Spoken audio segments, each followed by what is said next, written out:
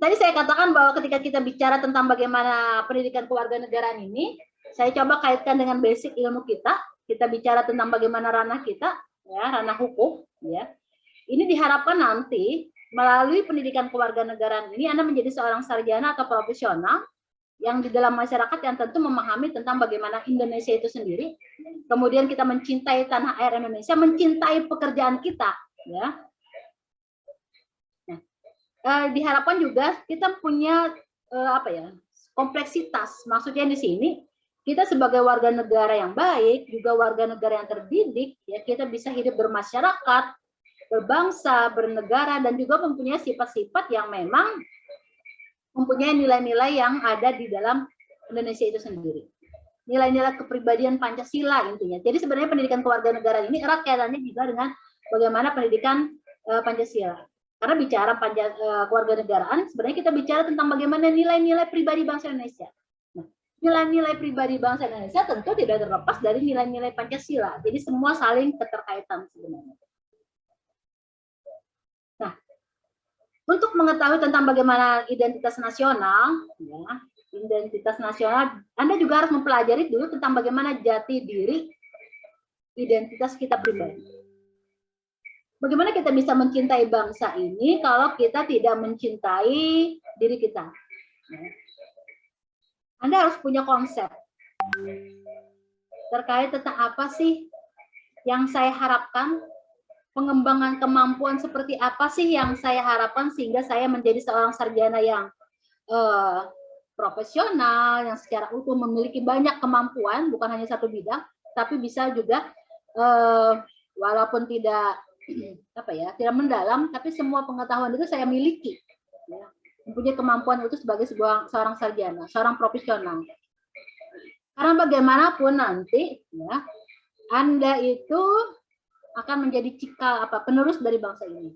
Jadi sekarang ini Anda juga harus luruskan langkah Anda untuk menjadi sarjana. Kenali jati diri Anda. Apa sih yang Anda harapkan?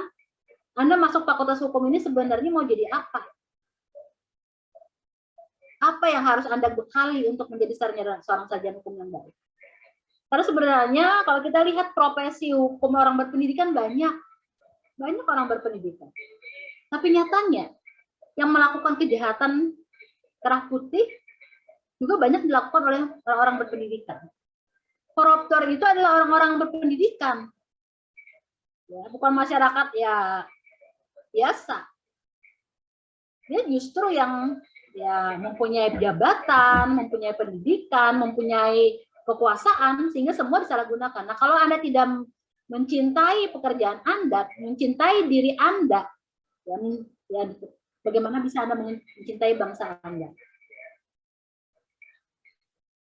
Makanya diperlukan adanya mata kuliah sekarang ini, pendidikan kewarganegaraan, sebenarnya untuk menyadarkan kita, untuk menjadi seorang pribadi yang utuh, ya, untuk bagaimana karakteristik menjadi seorang sarjana profesional, ya, yang memiliki kontribusi terhadap bangsa ini, tentu juga harus menyadari apa sih kontribusinya terhadap pribadi. Bagaimana bisa menjadi penerus bangsa kalau kita sendiri juga menjadi orang yang tidak bermanfaat buat diri kita sendiri. Percuma. Setidaknya manfaat itu kita rasakan buat diri kita sendiri. Ya kalau dulu misalnya masih main-main waktu zaman sekolah, zaman SMP, zaman SMA masih ya setengah hati. Ya, jangan sampai pada saat kuliah ini juga setengah hati. Kenapa saya katakan tidak boleh setengah hati pada saat kuliah ini? Karena sekarang Anda ini sudah hampir pada satu masa yang akan menjadi seorang berdiri sendiri, tidak lagi minta duit dengan orang tua. Bahkan orang banyak yang setelah SMA itu langsung bekerja. Jangan tinggal diam, ibaratnya mengharapkan ya seperti durian runtuh, sedangkan Anda sendiri tidak berusaha untuk memaksimalkan kemampuan Anda. Yang dulu main-main, sekarang jangan coba main-main lagi. Karena penyesalan itu datangnya belakangan. Kalau datang duluan itu namanya ujian. Ya. Pendaftaran itu. Biasanya datangnya belakangan. Baru menyesal. Kenapa aku kayak ini? Kenapa kayak banyak kok sarjana, tapi banyak juga pengangguran. Saingan Anda banyak. Apalagi sekarang dibandingkan saya zaman kuliah dulu, waktu saya itu cuma 2 kelas.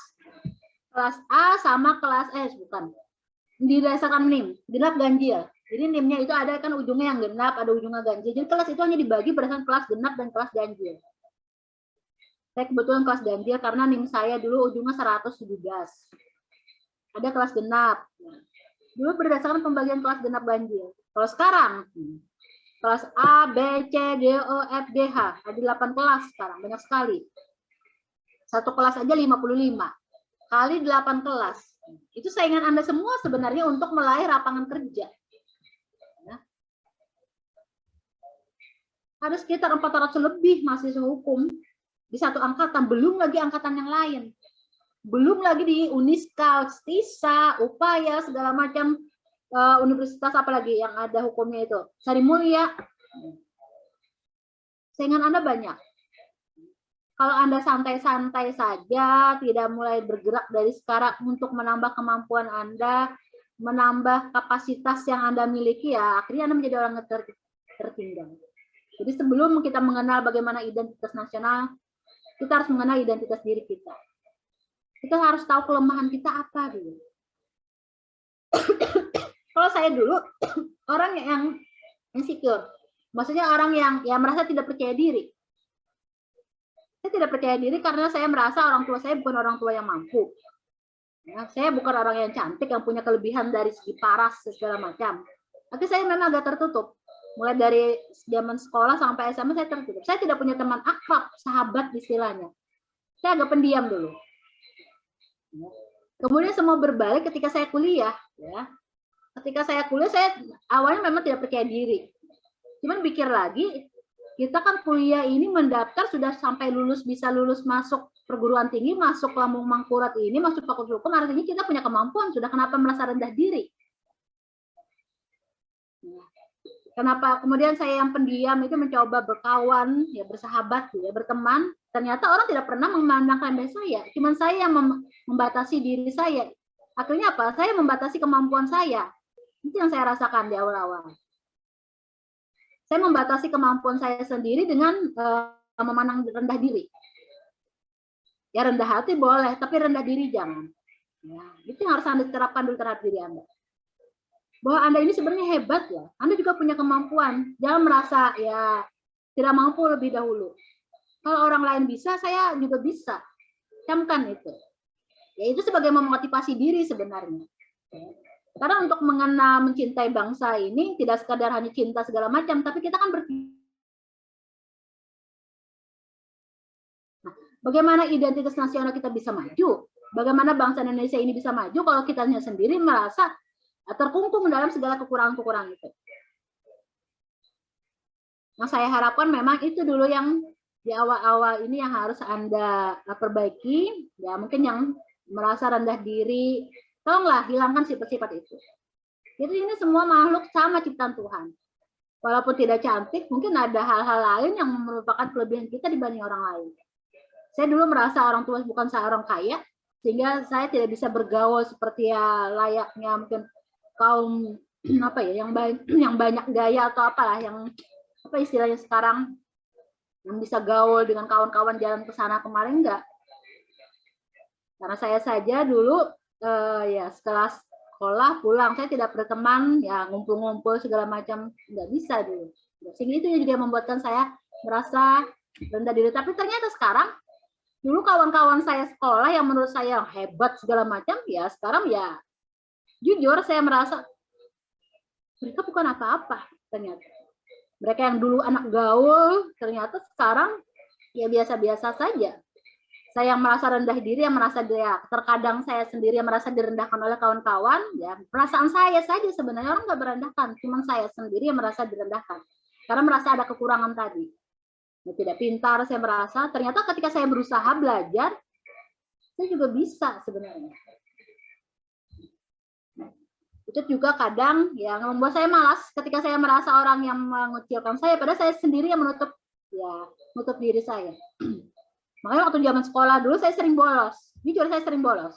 Sampai akhirnya dari 50 orang itu saya ranking 41. Sekolah saya bukan di waktu SMP, bukan di SMP 3, saya dulu SMP 3. Sekolah saya di Mitra Plaza dulu. Dulu kan nggak ada yang namanya Duta Mall. yang apa mall yang paling bagus dulu Mitra Plaza sebelum kebakaran tahun 97 dulu. Itu yang paling laris dulu. Yang paling bagus di Banjarmasin itu dulu. Waktu zaman-zaman yang belum ada 23 Mei. Sekarang kan agak horor, setelah ada banyak kematian di sana. Saya sekolahnya di sana sebagian.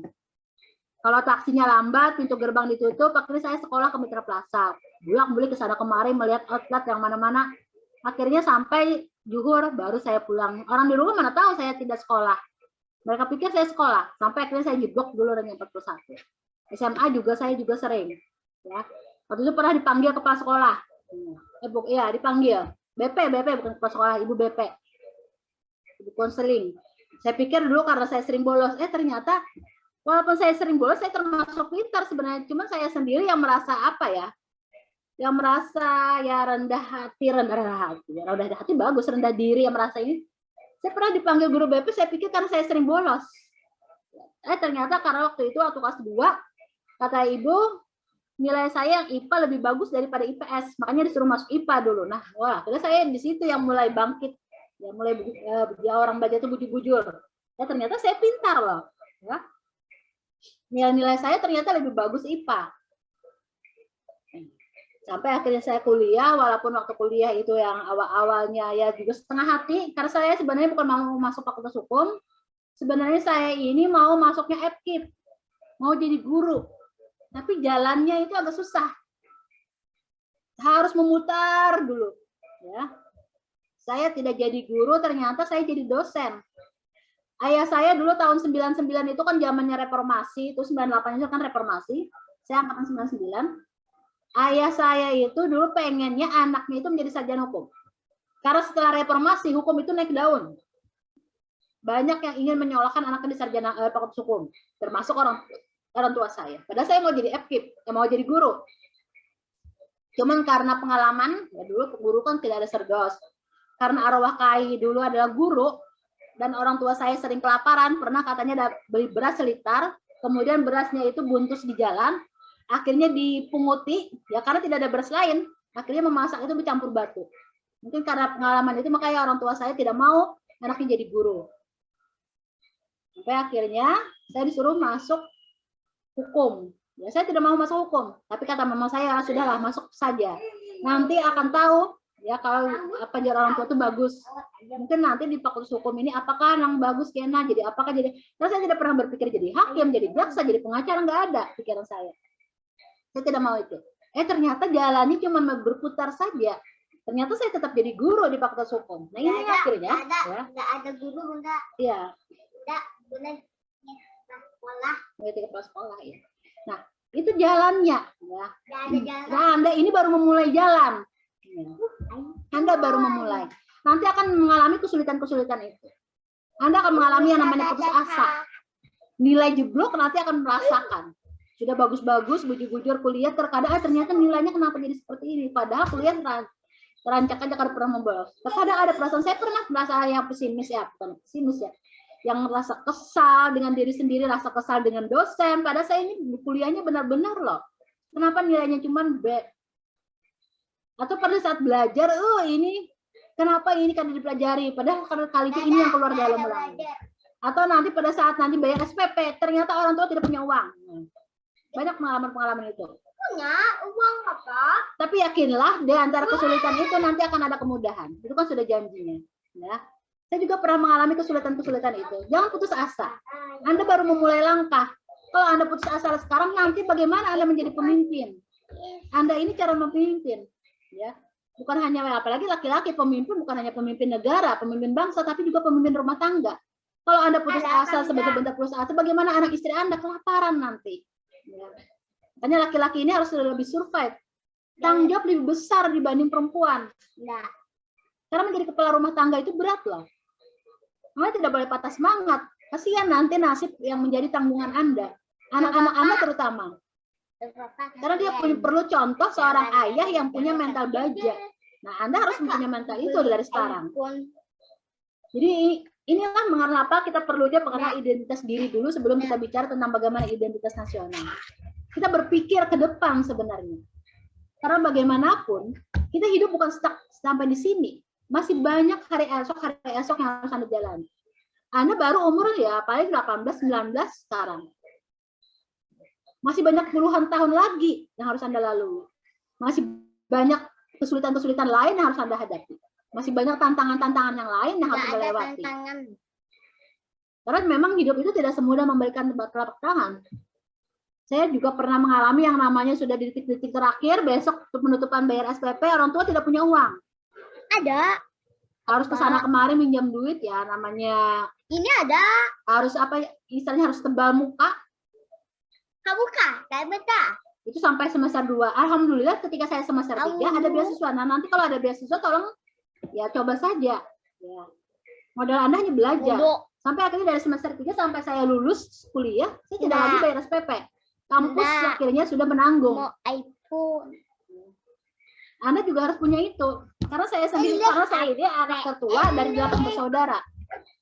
Karena anak tertua dari 8 bersaudara, saya punya adik-adik yang kuliah juga ada, pada saat itu yang SMA juga ada 2 orang, kemudian yang masih SMP ada, yang masih SD ada, yang masih yang kecil ada waktu itu. Ya. Sehingga akhirnya ya terbagi-bagi biaya orang tua. Ayah saya cuma PNS dulu, gajinya tidak seperti PNS sekarang. Makanya mama saya juga akhirnya ya bikin kue, ya usaha untuk membantu. Tapi untuk bayar SPP kemarin itu saya sempat jual barang, mama saya jual barang-barang, ya emas habis sudah, emas itu habis untuk bayar uang muka sekolah. Kemudian akhirnya apa namanya untuk bayar SPP, saya ingat dulu jual barang pecah belah. Nah, barang pecah belah. Untung kan di detik terakhir ada pertolongan, ada yang menukari. Akhirnya bisa bayar SPP. Ada tolongan. Akhirnya bisa bayar SPP. Nggak ada. Dulu juga saya sebenarnya dari ibaratnya kuitan yang pernah nyaman sampai akhirnya jatuh. Mungkin itu juga ekonomi orang tua lagi jeblok. Ekonomi orang tua lagi jeblok. Karena pada itu krisis moneter, saya ingat sekali orang tua saya bangkrut, harus jual harta benda, sehingga akhirnya saya yang awalnya mau kuliah ke Jogja batal. Tidak punya biaya lagi, cuman biaya punya 1 juta di tangan. Padahal untuk bayar SPP, bayar ini itu ya, akhirnya batal saya ke Jawa. Agak sedih, stres dulu sempat. Ya. Karena saya tidak ingin masuk ke Lampung Mangkurat, saya pengennya di Jawa. Ya dulu kan waktu kita zaman-zaman sekolah, pikiran tuh di Jawa tuh lebih bagus. Tapi sekarang saya sudah terbuka mata. Ternyata kawan-kawan saya yang kuliah di Jawa, kerjanya sekarang hanya di pembiayaan, ada. Kemudian akhirnya jadi empat kawan, berusaha. Ya, jadi ibarat suruhan kawan. Akhirnya apa sebenarnya dimanapun kita kuliah, bukan masalah. Karena kita mengembangkan kemampuan kita, ya bagaimana pribadi kita sebenarnya. Dulu untungnya orang tua punya masalah, pernah bangkrut itu, kalau tidak saya tidak berubah, tidak mau belajar seperti sekarang. Mungkin bisa ada sering bolos juga masih. Cuma karena orang tua yang pernah bangkrut, ya akhirnya kesulitan bayar SPP, melihat bagaimana kuitan anak membayar SPP itu menjual barang pecah belah, kemudian jual untuk bayar mahasiswa, itu yang merubah pikiran saya. Apalagi saya yang tertua. Saya punya tanggung jawab terhadap orang tua, tanggung jawab terhadap diri saya. Nah, itu yang mengubah. Ya mungkin itu juga pengalaman ya, akhirnya saya memang ya pernah menangis karena tidak bisa masuk ke Jogja. Kuliah ternyata saya juga tetap bisa kuliah di Jawa. Walaupun bukan S1, saya bisa kuliah S2-nya di Jawa. Waktu itu di Bandung, di Unpad. Nah, ini kan akhirnya perjalanan yang berliku yang dengan masalah itu bisa terlewati. Saya bisa sampai seperti sekarang bukan karena saya hebat, tapi karena apa? Karena masalah itu yang menguatkan. Kalau saya dulu masalah, orang tua tidak bisa bayar SPP, saya ambil di tengah jalan, saya tidak bisa jadi apa-apa. Ya ini juga semua karena pertolongan. Anda yakinkan itu. Ya. Anda sekarang membangun karakter Anda. Kemampuan utuh Anda bangun itu nanti akan banyak rintangan, banyak tantangan. Ya. Untuk menjadi seorang profesional itu tidak serta-merta seperti membaik telapak tangan. Pengalaman Anda akan diuji. Ya bukan hanya pengalaman Anda, juga mungkin bisa jadi karena pengalaman orang-orang di sekitar Anda. Pengalaman orang tua Anda, pengalaman keluarga Anda, pengalaman teman-teman Anda itu bisa menjadi pelajaran untuk Anda. Saya mengharapkan itu juga ya harus Anda kembangkan dari sekarang. Karena ini Anda akan menjadi seorang lulusan berpendidikan. Pendidikan itu bukan hanya di bangku kuliah, tapi juga pendidikan karena pendidikan ya dalam artian karena di pengalaman-pengalaman tadi. Ya. Ini yang diharapkan ketika kita bicara terkait tentang bagaimana pendidikan yang ada di perguruan tinggi ini. Ya.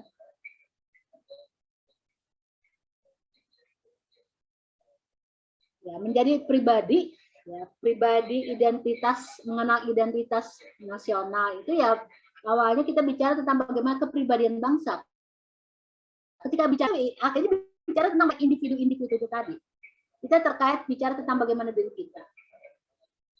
Kalau Anda yang sering menyerah, patah semangat, kemudian ya sedikit-sedikit ya sudahlah, patah semangat, ada mau lagi mencoba, ya akhirnya mau jadi apa diri Anda? Jangan sampai Anda kembangkan kelemahan-kelemahan Anda itu. Justru kelemahan-kelemahan itu Anda singkirkan dengan kemampuan-kemampuan terbaik Anda. Nah, kuliah ini juga bukan diam. Ya, kuliah pulang, atau mahasiswa kupu-kupu. Anda bisa ikut berorganisasi. Ini juga pengalaman saya. Ya, pengalaman saya dengan ikut organisasi dulu waktu kuliah, ya banyak kawan. Akhirnya di situ saya punya banyak kawan. Yang saya awalnya tertutup, ya tidak punya sahabat ibaratnya. Ketika saya ikut organisasi, ya, ketika saya berteman, akhirnya saya merasakan ada kenyamanan. Saya berani akhirnya speak up, saya berani bersuara, saya berani akhirnya mengumumkan pendapat saya. Dulu tidak berani. Saya berani bicara. Makanya dulu saya pengen jadi guru itu karena apa? Karena saya orang yang agak pendiam, saya pengen bisa bicara di tengah orang banyak. Saya pengen orang memperhatikan saya. Itu adalah keinginan saya. Karena di balik ya ketidakmampuan saya tadi yang seorang yang pendiam, yang tertutup segala macam. Karena dalam pikiran saya seorang guru itu hebat, dia bisa bicara di tengah orang banyak. Nah, itu yang pikiran saya dulu. Kenapa saya pengen jadi guru? Saya ingin ya apa yang saya tertutup, pemalu itu punya sifat yang hilang, pemalunya itu bisa berani bicara dengan orang banyak. Makanya kita pengen jadi guru dulu. Nah, mungkin cita-cita Anda beda, karena setiap orang kan punya cita-cita berbeda. Tapi langkahnya itu juga nanti akan tidak mudah. Tidak mudah, mau tidak mau untuk menjadi sarjana hukum Anda harus melewati berapa semester ini. Bahkan ada yang tidak lulus.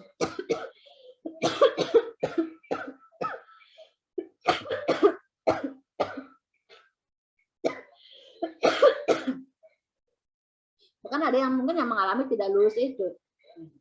Itulah yang pengalaman-pengalaman yang ingin saya bagi untuk Anda, yang mencoba sebenarnya bukan untuk berbangga diri, tapi untuk menguatkan Anda.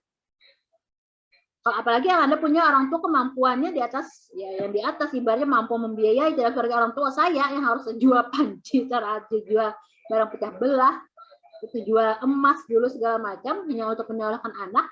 Nah, orang tuanya mampu, Anda punya kelebihan. Kelebihan artinya apa? Anda selalu punya nilai plus.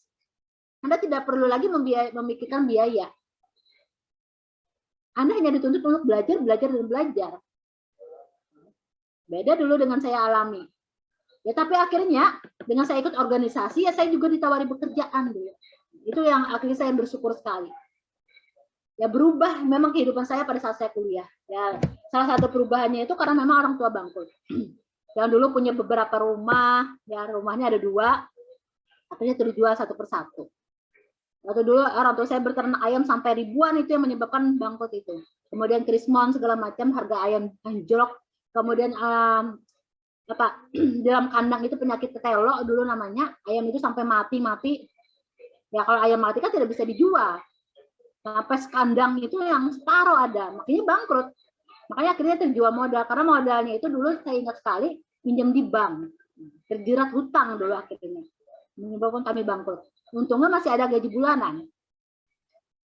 Gaji bulanan karena ayah saya ada seorang PNS masih. Ya. Nah, itu. Memang jalan hidup orang lain-lain. Cuma tujuan kita pasti sama, kita mendapatkan hidup yang lebih baik kan, sama semua. Untuk mendapatkan hidup yang lebih baik ya mulai dari sekarang Anda harus menujunya itu ya ibaratnya membangun, merintis jalan Anda. Mas merintis. Ya pertama ketika kita di bangku kuliah ini ya bagaimana belajar yang jujur, belajar yang baik ya. Kemudian semua kewajiban-kewajiban dalam perkuliahan itu diikuti. Ya kalau semuanya menjadi bagus. Walaupun terkadang ada dosen yang memberi ya tidak sesuai dengan harapan kita. Tapi dulu yang menguatkan saya, yang kita kejar kan nilainya tapi ilmunya. Walaupun sebenarnya nilainya itu penting. Kalau nilainya anjlok, bagaimana kita bisa lebih baik lagi di semester depannya gitu. Ya memang itu tidak mudah. Kita harus menghadapi kecewa. Semakin banyak kita kecewa, sebenarnya jangan sampai menyurutkan langkah kita, tapi justru menjadi penguat. Terkadang karena ada masalah dalam keluarga, ya tiba-tiba akhirnya mau obat atau apa. Kemudian pergaulan anak kawan yang punya ini punya itu, HP yang lebih bagus lagi, hendak juga kayak mengulang. Janganlah seperti itu. Ya. Anda sekarang masih minta sama orang tua, nanti kalau Anda punya pekerjaan sendiri, Anda bisa mau beli apapun. Dulu saya juga pengen ini, pengen itu, pengen yang tampil segala macam, tapi karena orang tua tidak punya kemampuan, saya tidak bisa punya kendaraan karena orang tua tidak mampu beli kendaraan untuk kuliah dulu. Ya mau tidak mau, setelah saya bekerja, saya punya kemampuan sendiri, saya ternyata bisa lebih ya dari yang saya harapkan dulu. Saya mungkin bisa lebih belinya itu kendaraan mungkin bukan satu lagi, bisa 2 beli. Ya, saya sudah punya pekerjaan. Nah, nanti Anda juga seperti itu. Saya mengharapkan di antara 440-an mahasiswa di semester 2 ini, ya jangan sampai ada yang putus di tengah jalan. Sesulit apapun kondisinya, Anda harus yakin Anda pasti bisa melewatinya. Menjadi sarjana itu bukan hanya sarjana gelar SH, tapi juga punya kemampuan-kemampuan yang lain. Karena apa, dunia kerja ini semakin kejam, persaingan semakin banyak. Ya. Anda harus punya kemampuan itu. Nah nanti ya mungkin perkalian selanjutnya saya akan bicara ya. Sekarang saya ingin mencoba menyadarkan pemikiran kita bahwa tentang bagaimana untuk mengenal ciri khas yang dimiliki suatu bangsa. Yang mau tidak mau kita harus mengenal bagian-bagian dari bangsa. Apa bagian dari bangsa? Warga negara. Siapa warga negara? Itu adalah kita. Jadi harus mengenal diri kita dulu. Sebelum kita bicara lebih lanjut nanti bicara tentang bagaimana keluarga negara. Namanya juga kita menjadi warga negara yang baik. Untuk menjadi warga negara kita harus menjadi pribadi yang baik dulu. Menjadi pribadi yang baik karena kita ingin melakukan yang terbaik untuk hidup kita. Karena orang lain tidak akan kasihan dengan kita. Orang lain cuma memandang, ya sudah, mendiri, melihat, ya sudah. Yang menjalani kita, yang tahu manis sakitnya kita. Ya. Orang lain ya hanya menilai bagaimana kita. Kita yang menjalaninya. Makanya kita harus bisa mampu, bisa survive. Ya. Makanya mungkin itu dulu. Nah, karena saya juga masih ada itu pertemuan, ya masih ada rapat dosen, makanya saya kesini kan di laptop yang satunya saya ada seminar proposal dosen, ya rapat untuk proposal. Oke, absen tidak saya buka karena saya menganggap hadir semua untuk kuliah awal ini ya, sebagai bonus. Saya lihat juga penuh orangnya, ya 55. Walaupun tadi 56 tadi terkeluar 1. Oke, mungkin ini saja perkuliahan dari saya. Sebagai pembuka dari perkuliahan kita, nanti tadi materi-materinya sudah saya sampaikan sepertilah tentang identitas ini tadi. Ini identitas nasional, kemudian bicara ya tentang bagaimana membangun karakter bangsa, kemudian integrasi nasional, konstitusi negara, terkait tentang hubungan negara dan warga negara, kemudian demokrasi Indonesia, demokrasi Pancasila. Ya, materi yang saya sampaikan dalam mata kuliah ini. Oke, demikianlah perkuliahan kita hari ini. Saya akhiri sampai di sini. Terima kasih atas perhatian Anda. Wassalamualaikum warahmatullahi wabarakatuh. Waalaikumsalam. Waalaikumsalam warahmatullahi wabarakatuh. Terima kasih, Bu. Terima kasih, Bu.